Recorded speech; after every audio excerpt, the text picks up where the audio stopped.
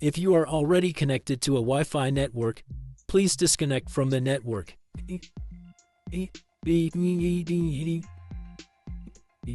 Now connect your mobile to your Wi-Fi extender network.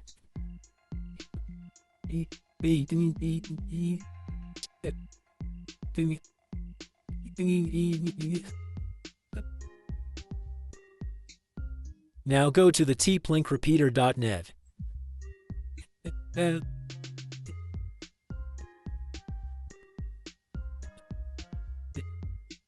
Now create a password for your Wi-Fi extended network.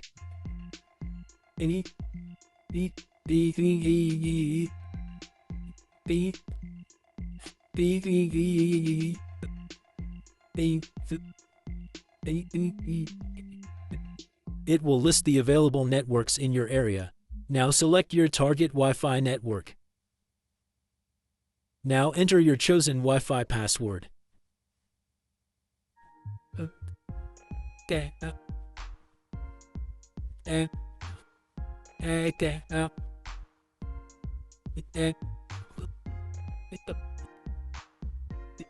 Now Wi-Fi extender network password same as root network.